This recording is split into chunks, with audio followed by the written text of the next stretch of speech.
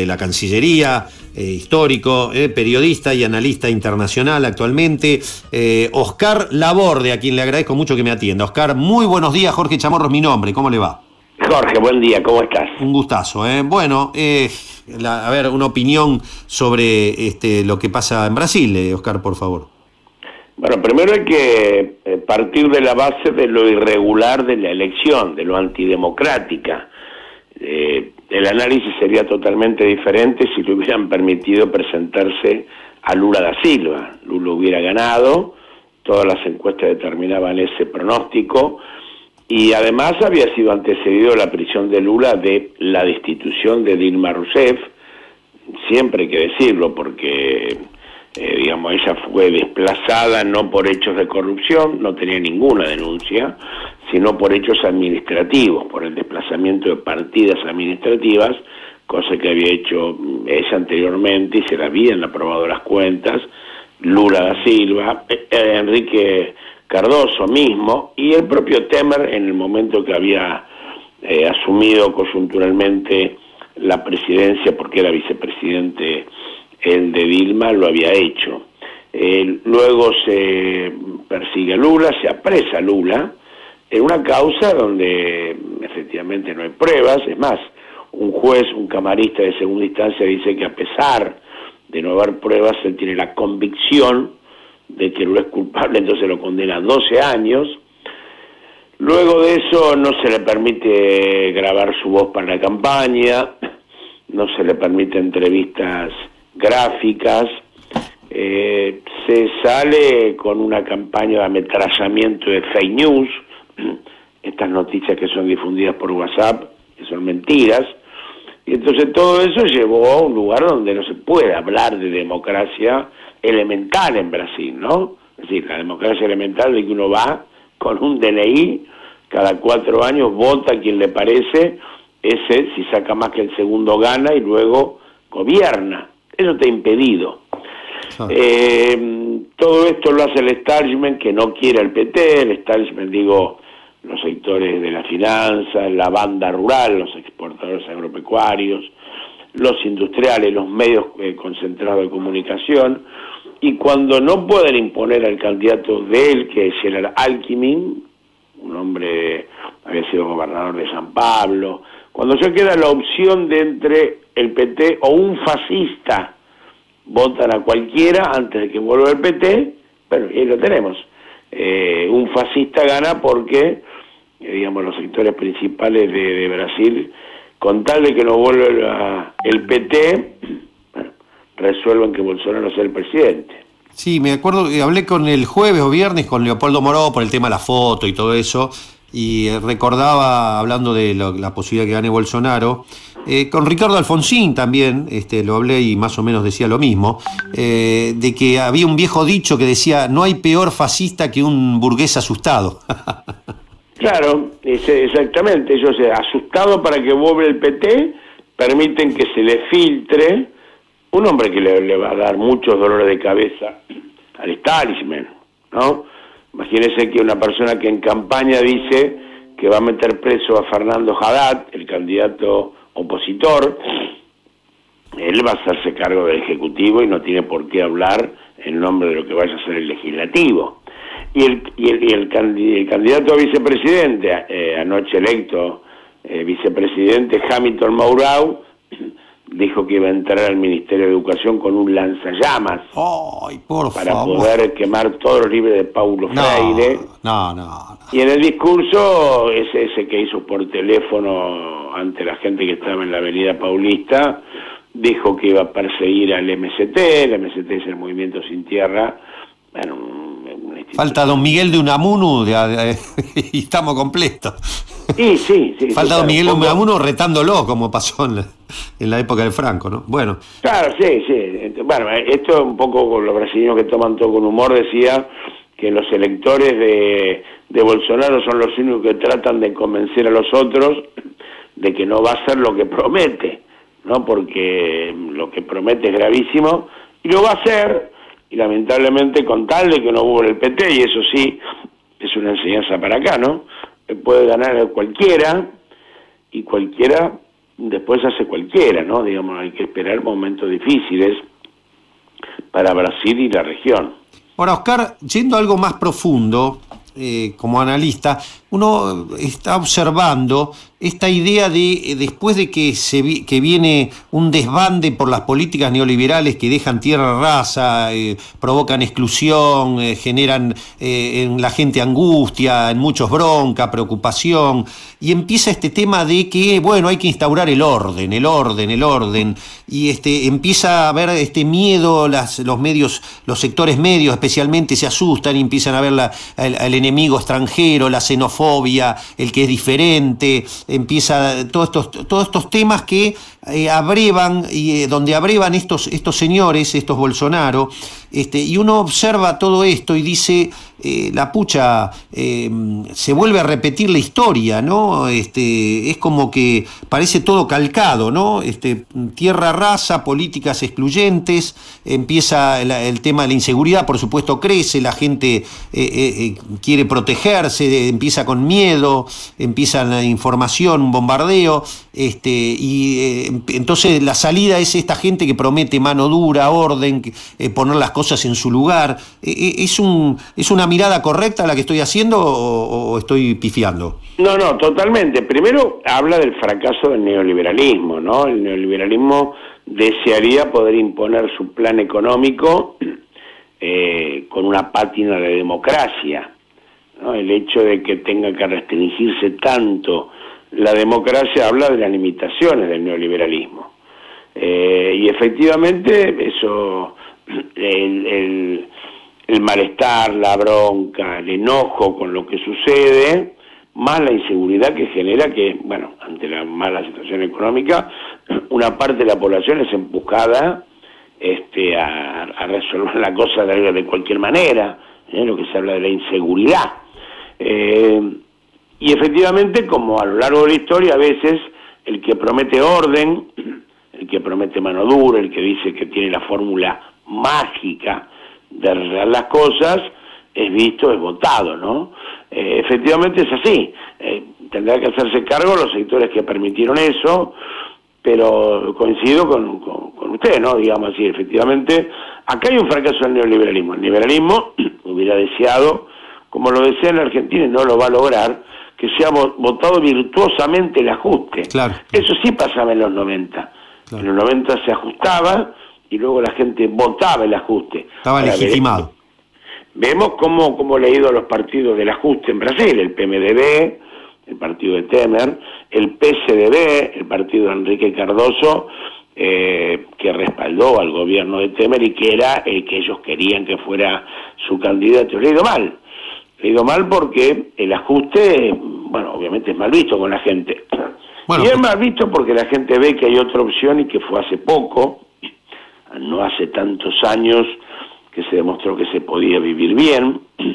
Ahora, la autocrítica del PT, que si bien, como sabido, Brasil es, bueno, usted lo conoce mejor que nadie, Brasil es más complejo, no es lineal como no hay que mirarlo como la Argentina, tiene construcciones de poder mucho más anarquizadas, más atómicas, por lo tanto, el PT se tuvo que aliar con, en una especie de sincretismo, hasta con sectores que ideológicamente estaban en contra, pero aclarado esto, las alianzas son muy particulares en Brasil, aclarado esto, la autocrítica no es, Dilma Rousseff en la segunda gestión hizo una mala gestión, hizo un ajuste ortodoxo, realmente hubo cuestiones que no hicieron que la gente saliera a la calle a defender como si hubiera sido Lula, a Dilma Rousseff en ese golpe institucional claro que se dio, y además el tema de la corrupción, quedaron manchados muchos ministros, muchos hombres claves de cercanos al PT o del PT, y todo eso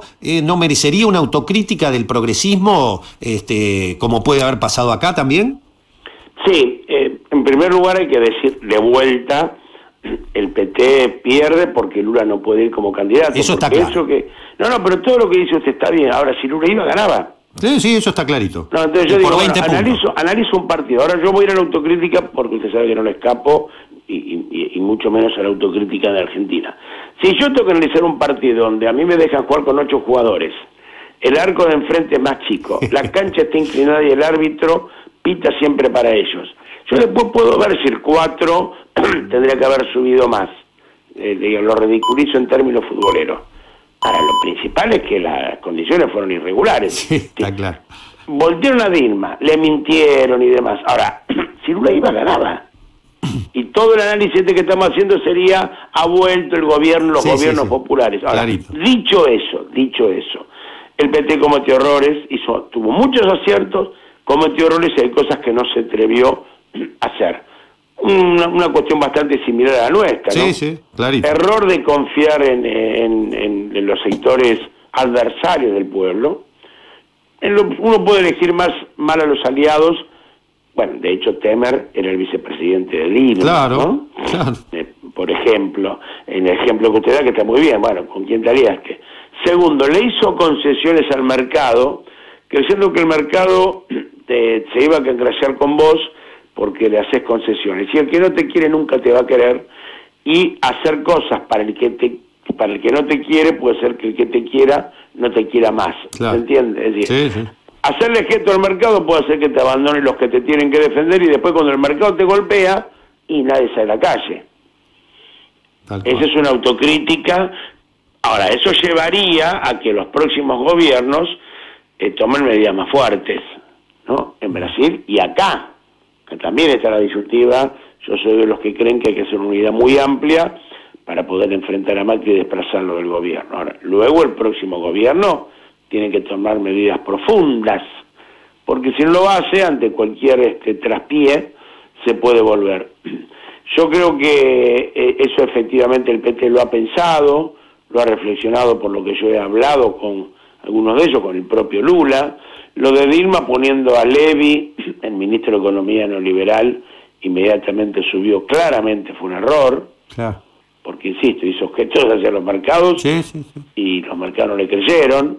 Es todo para ver, efectivamente, el movimiento popular, y además tiene que aprender que las reglas son otras. El movimiento popular lo que tiene que aprender que las respuestas que supimos dar en el 2002, el 2005, 2008, ya no existen más. Ahora tiene que acostumbrarse a esto, que es el achicamiento de la democracia, y tendrá que prepararse para volver al gobierno sabiendo que el enemigo está dispuesto a todo, ¿no? A apresar, a perseguir, a difamar, a dar golpe de Estado. Entonces, primero la autocrítica de revisar de que hay cosas que no se pueden repetir si es que quiere un gobierno popular perdurar, ¿no? Entonces, tomar medidas de fondo. Digamos, acá no se hizo la reforma, la ley de entidades financieras, por ejemplo. En Argentina se tendría que haber hecho. En Brasil las medidas de fondo no han sido muchas. Se distribuyó mucho en Brasil y el hecho que saqué el 45% del PT habla de que tiene un respaldo importante. En el norte muy importante. En el norte ganó prácticamente todo, ¿no? Sí, el norte ganó todo. Entonces, no alcanza para ganar. Pero el 45% de la población quiere que vuelva el PT. Y después el de Temer sacó el 1%, y el candidato Enrique Cardoso Gerardi me sacó el 4%. Entonces, mantiene un peso, un prestigio entre la población, pero para que ese prestigio sea claramente mayoritario, tendrá que tomar medidas en un nuevo gobierno para afrontar eso. Y creo que viene, por último, una recreación del movimiento popular. El PT ya no va a poder ser la síntesis de todo el movimiento popular como supo ser, ¿no? Habrá otros actores. Clarísimo. Oscar, la última, le saco un minutito más, si es tan amable. ¿Qué espera ya Guedes, el futuro ministro de Hacienda? Ya dijo, no son prioridad el Mercosur y la Argentina. ¿Qué significa eso? Bueno, pero eso es de cajón, diría yo, ¿no? Toda la campaña Bolsonaro planteó primero Brasil sobre todo y Dios sobre todo. En el Dios sobre todo quiere decir sobre la ley. Y Brasil sobre todo lo va a hacer en una política chauvinista, donde yo no entiendo la alegría del canciller Fauré y del propio Macri, porque se va a alejar comercialmente de Argentina, Brasil, y eso va a ser malo para nosotros porque Brasil es el primer socio comercial. Claro. Así que lo que queda esperar es que caiga el comercio con Brasil y por lo tanto que empeore más nuestra situación económica, sobre todo con la debilidad externa que tenemos. ¿Pueden volver esas viejas hipótesis setentistas, me acuerdo, esas barbaridades que había, el partido militar de este hombre Bolsonaro empiece con hipótesis de conflicto de Argentina, de la región, de Bolivia? ¿Puede existir eso otra vez? Sí, porque, a ver, en el caso de Bolsonaro, él es un hombre que individualmente se movía en la política, era un histriónico grotesco, ¿no? Pero ahora están las Fuerzas Armadas. Esto que es quien yo citaba, Hamilton Mourão, es un general del ejército que acaba de renunciar para ser candidato. Entonces, muy posible, primero contra Venezuela, es muy posible que para darle gestos a los Estados Unidos, la hipótesis de conflicto con Venezuela aparezca como primerísima medida. Y después sí, en general, la idea de con los bolivianos, que tenían pendiente la cuenta de que nacionalizaron Petrobras, yo creo que sí.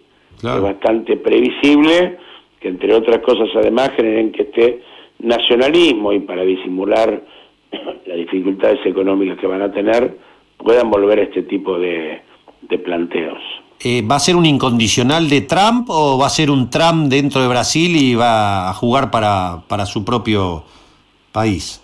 Y va a intentar dar gestos hacia Brasil, ¿no? Creo que si las Fuerzas Armadas no van a permitir, una cosa que sí quería Trump era que se privatice Petrobras. Ahí se han dicho las Fuerzas Armadas que difícilmente le privaticen empresas nacionales, ¿no? En lo demás me parece que va a ser un títere de Trump. Oscar, ha sido muy claro, como siempre, le agradezco estos minutos para nosotros, muy amable. No, bueno, muy amable y que tengamos buen día. Ojalá. Bueno, Oscar Laborde, legislador, hombre del Mercosur, hombre de la Cancillería, periodista y analista internacional, dándonos un panorama sobre lo que espera con Bolsonaro en Brasil.